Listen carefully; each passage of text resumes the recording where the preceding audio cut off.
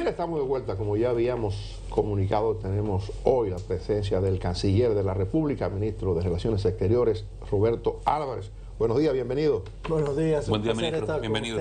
Bienvenido. Con la audiencia. Muchas gracias por la invitación. Ministro, muchos temas pendientes en la agenda de Cancillería. Uno de ellos, la Cumbre de las Américas, que se iba a hacer o se va a hacer en República Dominicana. ¿Para cuándo? Mira, todavía no hay fecha, realmente se pospuso apenas hace 2 meses y estamos en conversaciones, iniciando las conversaciones con diversos actores principales, entre ellos la Secretaría, la OEA, pero todavía no tenemos una visión sobre cuándo, un horizonte sobre cuándo pudiera ser este año. Así que todavía está en el Ministro, proceso. el fin de semana en Haití se produjo una transición entre el Consejo Presidencial y el primer ministro. ¿Cuál fue el rol que jugó, digamos, diplomáticamente República Dominicana? ¿Cómo se llevó el proceso? ¿El rol de Estados Unidos en ese proceso también? ¿Y qué esperar a futuro, luego de que parece que el primer ministro era el interlocutor que ha elegido Estados Unidos para la transición en Haití?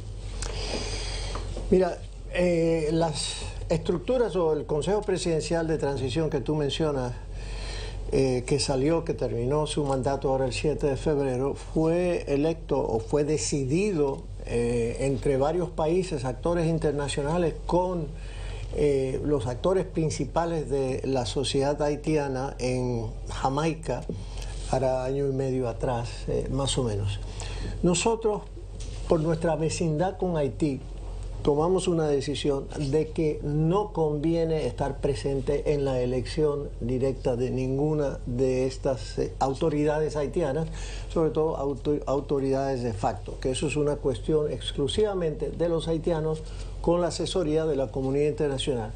Por lo tanto, nosotros nos enteramos y apoyamos ese proceso, pero no tuvimos ningún tipo de intervención en él.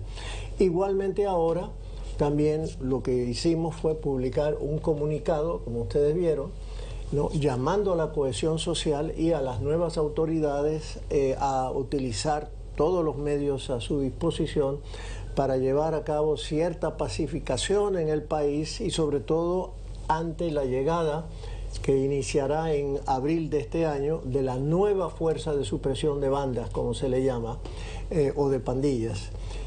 Por lo tanto, hasta ahí ha sido nuestro papel. Claro está, nuestro embajador, el embajador Farouk Miguel, fue invitado a esa ceremonia y estuvo presente. Así que, y le brindaremos el apoyo del lugar, dentro de nuestras medidas, a esas nuevas autoridades y a la fuerza que está. ¿Cuál es el nivel de comunicación que existe entre el gobierno dominicano y el gobierno haitiano en este momento? Normal, en el sentido de que yo puedo levantar el teléfono y llamar a alguna de las autoridades y nuestro embajador está en la sede también participando. ¿Y cuál es el interlocutor fundamental allá? Bueno, para quien te habla, el ministro de Relaciones Exteriores. Ahora hay el primer ministro. Yo he estado en contacto en diversos momentos con algunos de los miembros que ya salieron del Consejo Presidencial de Transición. Ahora estaremos en contacto con el nuevo, no es el nuevo, es el que continúa en funciones, el primer ministro Alice Didier Fils-Aimé, y pues tendremos relaciones con él y tenemos relaciones establecidas normales, aunque ustedes bien saben de que hay ciertas limitaciones por el espacio aéreo, la situación actual que se cerró hace ya un tiempo atrás. De lo que se pueda saber en tema de seguridad, el tema son las pandillas en primera instancia. Hay indicios de que los Estados Unidos esta vez puedan operar con sus fuerzas de élite para terminar esas pandillas que son aparente y realmente el dolor de cabeza. Estados Unidos directamente no. Estados Unidos ha participado y ha tenido un papel protagónico en Naciones Unidas, obviamente sin su intervención, sin el apoyo de Estados Unidos no hubiese sido posible lograr la aprobación de la resolución 2793 y la anterior. que creó la misión multinacional originalmente, y ahora, la 2699, y ahora la que creó esta última fuerza. Pero no vemos que va a tener un papel de dirección obvio en esta transición, así lo vimos. Pero el problema principal no son las pandillas. ¿No? No, digo, sí, es la manifestación, ¿no?, pero es un problema mucho más profundo que se vio ahora en la inhabilidad del Consejo Presidencial de tener la efectividad deseada.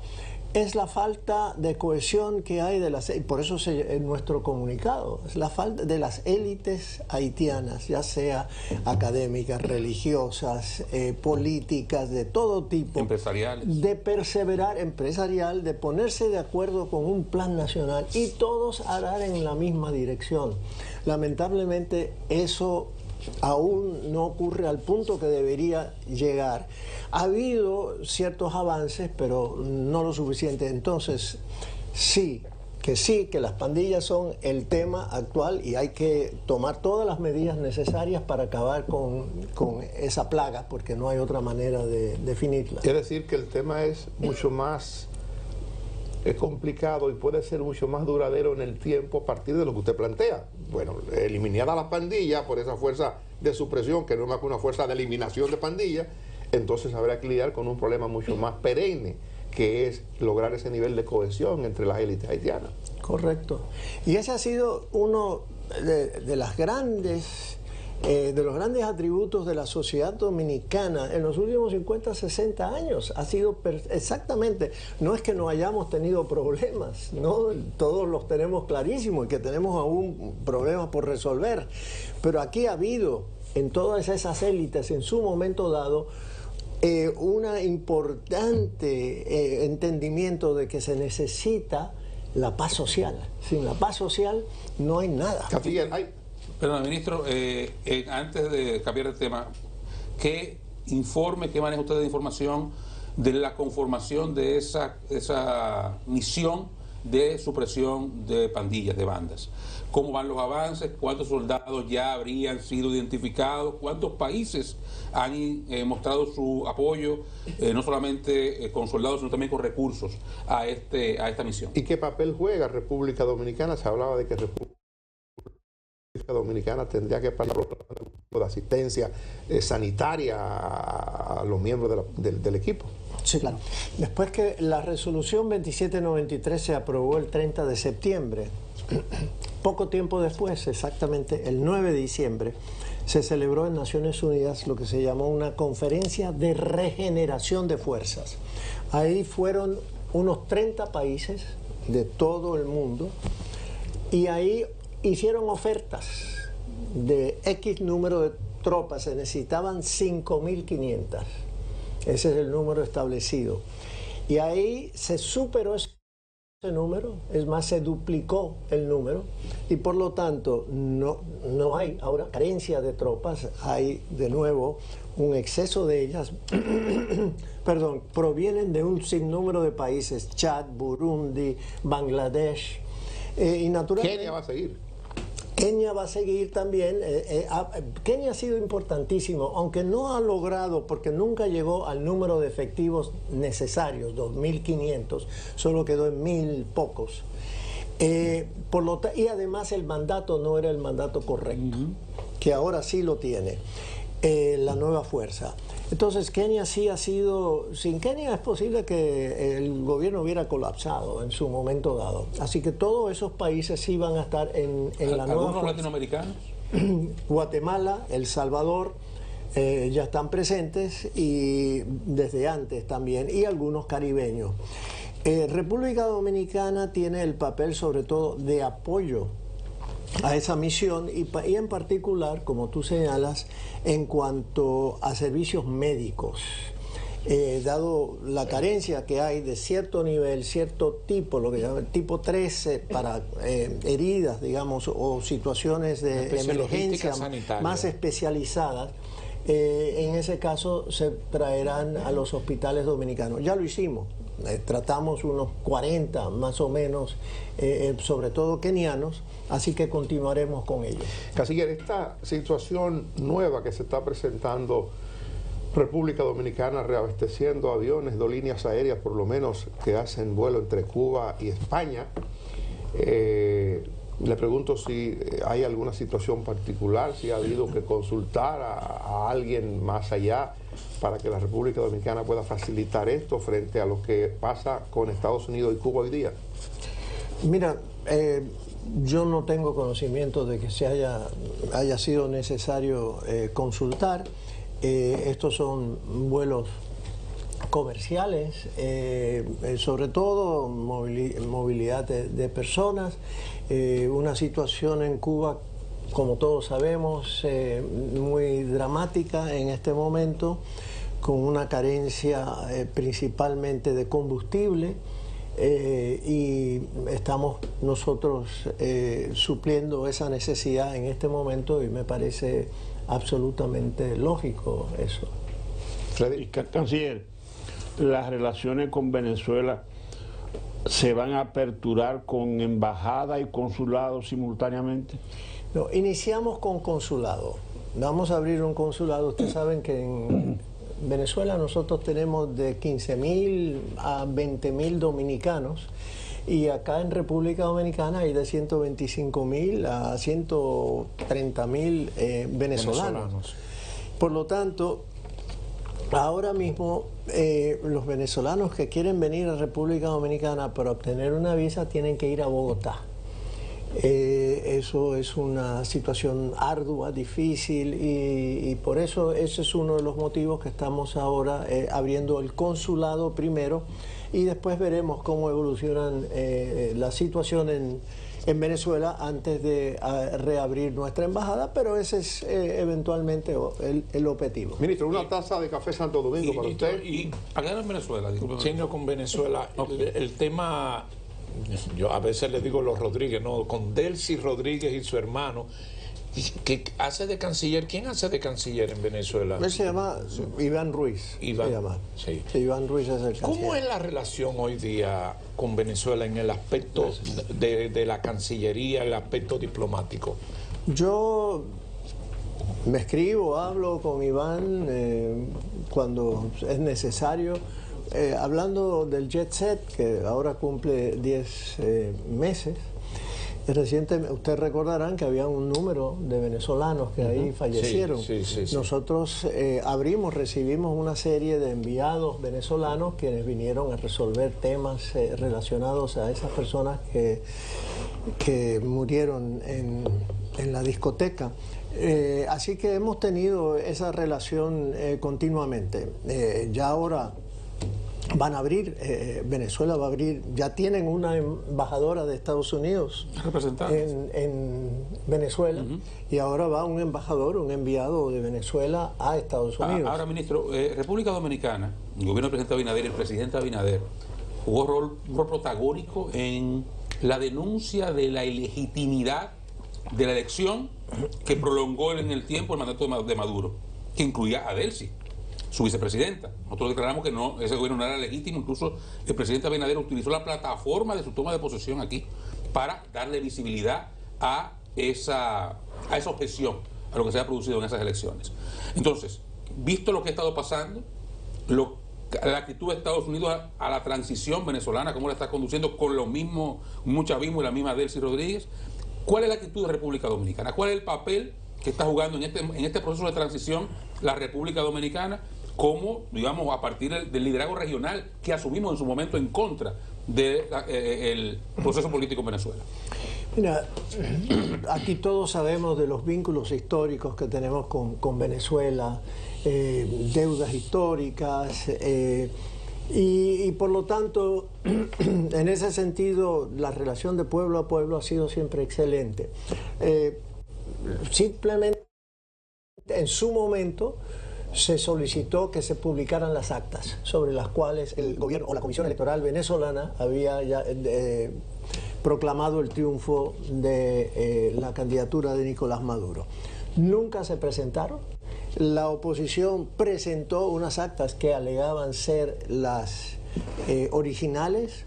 Y ante esa situación, y los observadores internacionales reconocidos, Unión Europea, OEA y otros, Centro Carter, declarar que no había transparencia en la elección, pues nosotros decidimos, el gobierno y el presidente Abinader a la cabeza fue muy claro, como tú señalas en su discurso de juramentación de agosto del 24, de no reconocer la legitimidad de esa elección.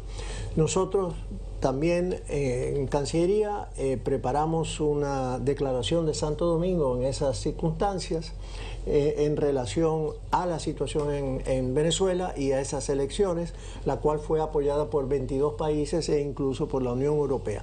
Nosotros hemos tenido un papel regional en ello, y hoy en día pues eso crea también una responsabilidad en el sentido de que hoy en día nosotros también tenemos que velar por el retorno en Venezuela a un cauce democrático sin violencia. Y en eso estamos, ese es uno de nuestros propósitos ahora, de buscar cuál va a ser el sendero, que no está claro al día de hoy, el sendero indicado, el sendero más propicio para retornar a... Unas próximas elecciones, ¿cómo se vería? ¿En qué tiempo se vislumbra? Eso es lo que hoy en día no se vislumbra eso exactamente. Tal vez tu bola de cristal sea mejor que la mía, pero imposible, la tuya es mucho mejor. Está mejor conectada. A propósito de esas bolas, formidable la relación que hoy día se tiene con los Estados Unidos, Donald Trump. ¿A usted se le atribuye mucho de esta relación? Bueno, el presidente Abinader ha tenido una claridad meridiana en ese sentido. Muy bien. La parte política. Sí, ahí salió la parte política. Que es la verdad. Bueno, sí, pero Marco Rubio, el propio presidente Trump, ¿qué se vislumbra en esta relación desde el liderazgo de República Dominicana en la región? Inclusive habló a nivel de la OEA, su participación fue determinante para la elección en esos dos organismos, o sea, República Dominicana. ¿Qué se vislumbra desde el punto de vista de República Dominicana la relación hoy día con los Estados Unidos? ¿Qué papel juega en el Caribe República Dominicana? En esa relación, en esto de Venezuela, en esto de Colombia, en esto de Cuba. Sobre todo en el Caribe también. Ya. Sí. Mira, tenemos una relación muy estrecha con Estados Unidos.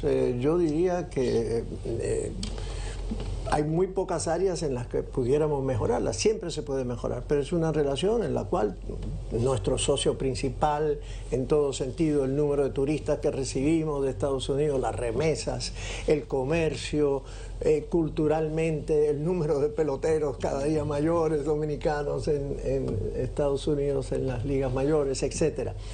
El gobierno de Trump, el presidente Trump envió una embajadora después de tantas quejas de que no había un enviado a ese nivel acá en República Dominicana. La embajadora Campos ya está súper activa aquí en el país.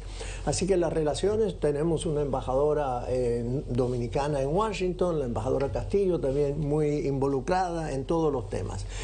Hay muchos temas en la agenda, incluso ahora, la semana pasada, estuve en Washington presidiendo una delegación con el ministro de Energía y Minas y con un empresario, el señor Manuel Enrique Tavares, en una conferencia muy importante sobre minerales críticos. Nosotros tenemos varios minerales críticos acá y ese es... ¿Es lo mismo el mineral es raro que crítico? No, tierras raras es uno, ¿Y minerales críticos es otro. ¿Cuáles son esos? Minerales, bueno, níquel, por ejemplo, plata. En cierto sentido, los minerales críticos son decididos en función de su necesidad o su uso, sobre todo en materia de defensa o en materia de las producciones de los aviones, sí, para todo lo que lleva hoy en día un chip, que es prácticamente todo. Un día de esto nosotros también.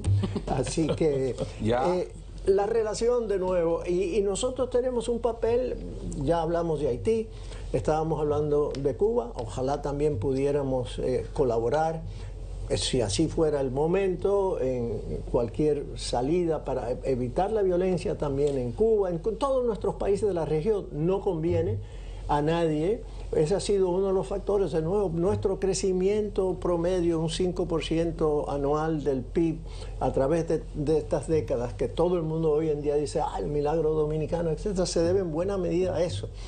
Por lo tanto, nosotros tenemos ahora una voz más reconocida en la región porque hemos, entre otras cosas, profesionalizado. Tenemos un presidente con una claridad sobre su rol, el rol de República Dominicana en la región, y un servicio exterior que ahora tiene mucho mayor entrenamiento. Pero lo que refiero, ministro, es la República Dominicana pudiera justamente por eso ser un modelo. República Dominicana pudiera ser un referente y pudiera ser lo que quizás Estados Unidos quisiera para Venezuela, pudiera ser lo que Estados Unidos quisiera para Cuba, por ejemplo. Lo que le pregunto es, ¿hay algún tipo de comunicación con Cancillería Dominicana sobre cómo vemos nosotros, sobre cómo podemos aportar nosotros a eso frente a la administración Trump? Mira, como modelo, nosotros somos un modelo por lo que hacemos a diario, porque hay de nuevo las condiciones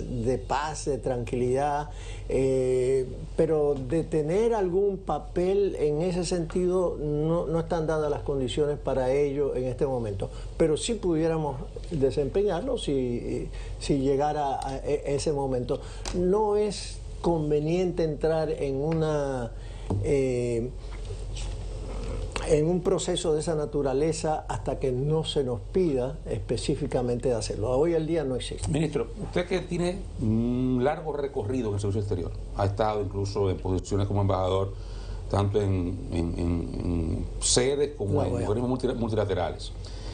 A raíz de lo que está pasando en el mundo hoy, su visión sobre el multilateralismo, ¿qué usted piensa que va a pasar en el futuro? ¿Cómo usted proyecta ese orden global surgido luego de la Segunda Guerra Mundial y cuál es el futuro que usted le avisó?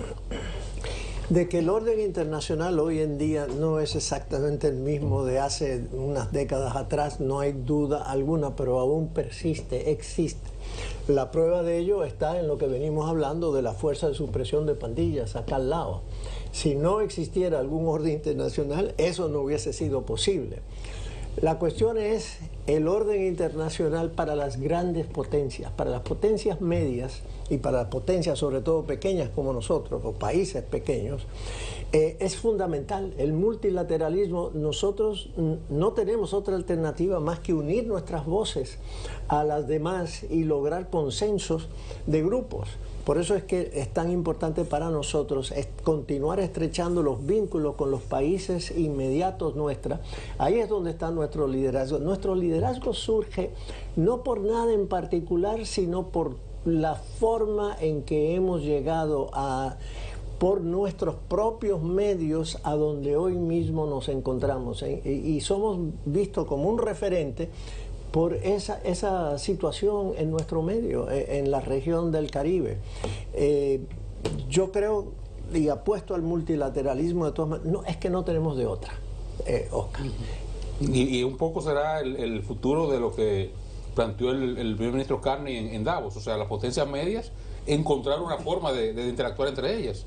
Sí, y además, las grandes potencias se salieron del multilateralismo. Y hay que recordar que la crisis de las Naciones Unidas surge desde el momento en que fue creada.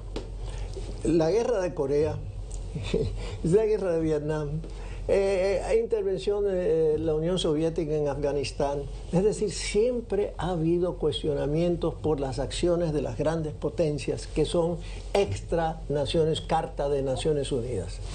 Que este momento es diferente, especial, no hay duda, pero tenemos que continuar apostando al multilateralismo. Ministro, antes de que se nos vaya, brevemente, volviendo al vecino, ¿cómo manejamos temas importantes República Dominicana, Haití? Uno, para poner un caso solo, el tema migratorio. Dos, el tema de las interferencias con las telecomunicaciones. ¿Con quién hablamos? ¿Cómo hablamos? ¿Cuál es el resultado de eso?